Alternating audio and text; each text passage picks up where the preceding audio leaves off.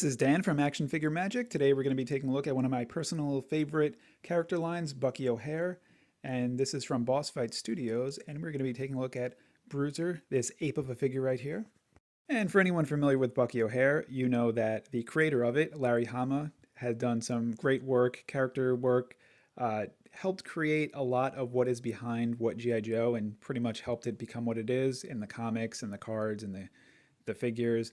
And the fact that he created Bucky O'Hare as well, I'd say he goes down as probably one of my favorite people. So thank you, Mr. Hama. And just taking a look at this Boss Fight Studios packaging, it is pretty amazing. He is a hefty figure, and the box is just massive. You can see all the characters from the line on the back. I do have a few others. I have Deadeye Duck. As you can see, I have Bucky O'Hare, and I have one of the Toad Warriors. I absolutely love these figures. The articulation on them is amazing. I'm very interested to see how Bruiser's articulation is going to be because he's just so massive and bulky. And the original figure that very limited articulation, but it was still just such a cool figure, it didn't really matter. And here we got all of our cool little accessories and bonus pieces. So let's pop those open and take a look. And after we're done taking a look at this figure, we do have the original Bucky O'Hare and Bruiser that we can compare against, so we can see how awesome each of them are. I guarantee there's not going to be anything negative to say about anyone, because as I mentioned, I absolutely love Bucky O'Hare. And I firmly stand behind the belief that more Bucky is good Bucky. So here we have Bruiser's secondary head. It is a cool little mouth open, kind of a smirk, kind of a snarl. Could probably go either ways. I could probably use it in a stop motion where he gets really excited or he's baring his teeth. So I could probably do a head swap and have that reaction going. And here is the gun. It has circles on the side. I know with the original figure, similar thing where he's got these pegs on his belt, and I always tried. I'm like, oh, maybe the gun could fit on one of those. So I'm just going to see if that happens with this. Apparently, I'm probably the only one because it clearly does not fit on these. So I think I'm just crazy. But as we look at the original one, you could see the pegs on it. So you're like, oh, that would be a really cool spot to fit the gun. But that's not the case. So we'll just put it in the hand like a normal gorilla would do. And the finger on him is not quite a trigger finger, so I don't think it would quite fit in the circle there without making it look awkward or potentially breaking the finger. So I'm just going to have him hold it like that. He doesn't have his finger on the trigger. He's not on the ready. But he could be if we give him the punching hand. Actually, it's not quite a punching hand. It's open up a little bit, so it's more of a grasping hand. But this high five hand or the paper hand, why would anyone swap that out? I think the other hand is completely unnecessary because this is the coolest hand. There's no one I can see ever wanting to swap that out. It also holds him up so he can lean forward because he's got that nice gorilla stance and he's got his hand down, steady himself, ready to jump into action. Probably one of the coolest hands. And there is a punching hand that I can see maybe putting on the other wrist if you don't want to have him hold the gun. And what we're going to do right now is we're going to try out this head swap because I'm very curious about that teeth one. And if you're swapping out the head on this, I would say be careful. His neck spikes are actually pretty sharp. So one, you don't want to break them. Two, you don't want to get stabbed. No one wants an ouchie when unboxing a figure. So there we go. We got his first head off and there's a nice ball joint on there. Looks like a peg on both ends and it kind of plops right on. You can kind of twirl it in there. It's not on fully, but I think for our purposes now, we don't want to push it in too much because I'm not sure which head I'm going to go with. That is an incredible face. I think I might actually like this one. I'm not going to say better because the other one is more reminiscent of the original figure. Ooh, a banana! And that is the perfect head for the banana, like, hey man, I want a banana! And then you got it, and he smiles.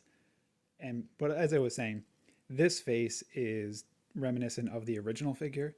So I'm going to put that back on for when we do our comparison so you can really see the detail, the design change, and really everything that they put into this new Boss Fight Studios figure, which is so cool. So we're going to take a quick look at his articulation. It is kind of as I expected. It's a little bit limited just because he is just such a massive figure. So his shoulders do have a wider range of motion than I was expecting. His elbows just normal up and down, the wrists swivel, which is really good. But he is kind of stuck in that pose because he is kind of hunched over. His arms are super long. His legs are out to the side. So his hips do look like they have a ball joint. They can go move around a little bit, but not do too much else because he does have those bent knees because he's a gorilla. So you're going to have to give him a little bit of leeway. Like if you have a giraffe action figure and you're complaining that the neck's too long, you can't please everyone. So I am very happy with this articulation versus Bucky O'Hare, super articulated, same figure brand, but his movement is so much better because he's such a tiny figure and he's a rabbit, so he moves around quicker. He's got toe articulation, he's got tail articulation. He's all over the place. So I wasn't expecting much out of Bruiser as far as movement, and I'm happy with that. Now comparing to the original figure, you can see that 5 points of articulation, so it's much improved over that. But the design, like just look at these two guys. Like everything about the originals is amazing. Everything about the Boss Fight Studios, it's almost an upgrade to design and articulation without taking anything away from the originals. It's such a clever, just respectable way to make these action figures. Oh, and we got ear articulation. I forgot to mention that before.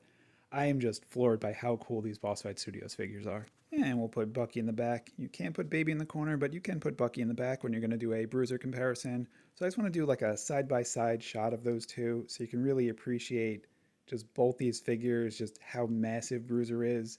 The original Bruiser was almost the same size as Bucky O'Hare, but now they're able to size him up, scale him up. He's gigantic. You can see those pegs on the original Bruiser that I was referencing. That would be cool if the gun would fit on it. Here's a side by side. You can just see hunched over. He's a brute. He's just the coolest orange gorilla that you'll probably ever see.